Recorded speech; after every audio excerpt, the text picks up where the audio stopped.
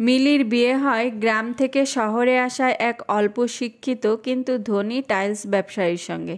ছেলেটির নাম কাদের, বেশ রাগী, আত্মমর্যাদাবোধে ভরপুর এবং গলা চড়াতে খুব পছন্দ করে।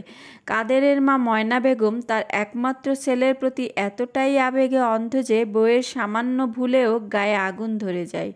মিলি গ্রামের এক দরিদ্র পরিবার থেকে আসা শান্ত স্বভাবের মেয়ে।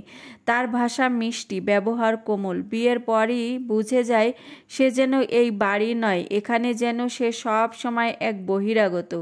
স্বামী কাদের সামান্য ভুলেও গালাগালি করে, আর শাশুড়ি ময়না বেগম তো সুযোগ পেলেই হুকুমের সুরে কথা বলেন। বাড়ির একটা খুঁতখুঁতে ব্যাপার ছিল পানের বাটি, রূপার তৈরি ছোট্ট একটা পুরনো বাটি, যেটা ময়না বেগম তার শাশুড়ির কাছ থেকে পেয়েছিলেন। সেটা এখন মিলিকে দিয়েছিলেন ব্যবহার করার জন্য, অথচ সামান্য আঁচড় পড়লে কিংবা সময় মতো ধোয়া না হলে বাটি নিয়ে এমন ঝামেলা হতো যেন পৃথিবীর সবচেয়ে বড় অপরাধ করছে সে। একদিন বিকেলে মিলি তার ছোট্ট মেয়েকে কোলে নিয়ে ঘুম পাড়াচ্ছিল, সেই সময় এক অতিথি এসে পড়ে, কাদেরের এক বড়লোক ক্লায়েন্ট। ময়না বেগম চিৎকার করে বললেন, তাড়াতাড়ি পান দে, বাটি রূপার, দাগ পড়লে কিন্তু খবর আছে। মিলি দৌড়ে রান্নাঘর থেকে বাটি আনতে গিয়ে দেখতে পেল তার মেয়ে বিছানায় উঠে কাঁদতে কাঁদতে বমি করছে। অস্থির হয়ে মেয়েকে পরিষ্কার করতেই ভুলে যায় পান সাজানো। ফলাফল, কাদের রেগে গিয়ে গালিগালাজ করে, শাশুড়ি মুখের সামনে পান ফেলে দেয়, আর কাদের মিলির মুখের দিকে পানির গ্লাস ছুঁড়ে মারে। গ্লাসটায় ঠোঁট কেটে যায়। মিলি কিছু বলে না। সেই রাতে সে ছোট্ট পানের বাটিটা ধুয়ে মুছে রেখে চুপচাপ তাতে একটা ছোট কাগজের টুকরো রাখে। সেখানে সে লিখে, হে আল্লাহ, এই বাড়িতে আমার সম্মান ফেরাও, নয়তো এখান থেকে বের হওয়ার পথ দেখাও। সে প্রতিদিন সেই বাটিটা ব্যবহারের আগে ফু দিয়ে সেই দোয়া পড়ে। দিন যায়, কাদের একদিন গভীর রাতে জ্বরে কাঁপতে কাঁপতে উঠে বসে। বমি, মাথা ব্যথা, চোখ ঝাপসা, হাসপাতালে নিতে হয়। মিলি না ঘুমিয়ে রাত জেগে ওষুধ দেয়, মাথায় পানি দেয়, কোলে নিয়ে বসে থাকে।